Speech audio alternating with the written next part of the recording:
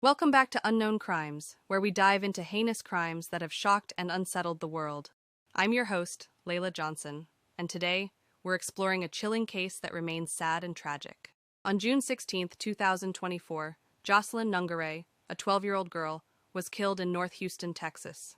The case attracted attention, as two illegal immigrants from Venezuela were charged with her murder. Authorities found her body the next morning in a creek in North Houston, and determined she had been raped and murdered by strangulation. The night of killing, Nungaray snuck out of her house at 10 p.m. on June 16th. The two accused men had started their evening at a restaurant. While walking, they met Jocelyn on Kuykendall Road and talked to her for a couple minutes.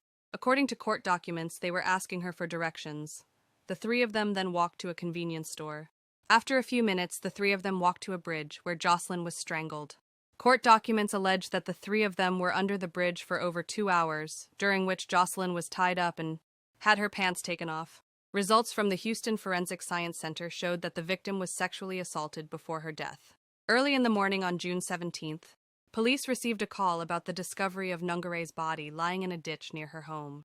Two suspects, identified as 22-year-old Johan Jose Martinez Rangel and 26-year-old Franklin Jose Peña Ramos, were arrested on Thursday, June 20th, at 13,355 Northborough Drive at the Canfield Lakes Apartments. Both were charged with capital murder. Police released surveillance images of the two suspects. Their roommates, one of which was Peña's boss, reported them to the police. Martinez Rangel had bite and scratch marks on his arms at the moment of arrest. United States Border Patrol apprehended Johan Jose Martinez Rangel near El Paso on March 14th. But he was released that same day on an order of recognizance with a notice to appear in court at a later date. U.S. La patrulla fronteriza arrestó a Franklin José Peña Ramos el 28 de mayo, también cerca de El Paso, but he was also released with a notice to appear in court at a later date. Houston Mayor John Whitmire had wanted both defendants to be held without bail indefinitely. On Tuesday, June 24, bond was set at $10 million for Peña.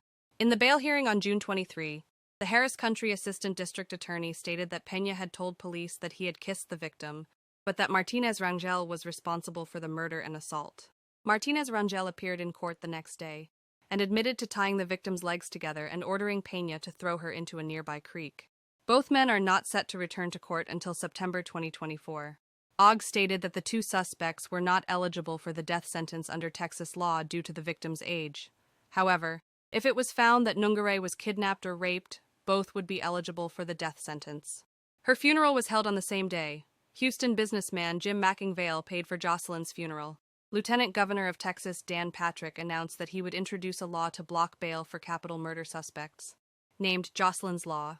Texas Senator Ted Cruz announced the Justice for Jocelyn Act in July 2024 that would introduce harsher measures against illegal immigrants.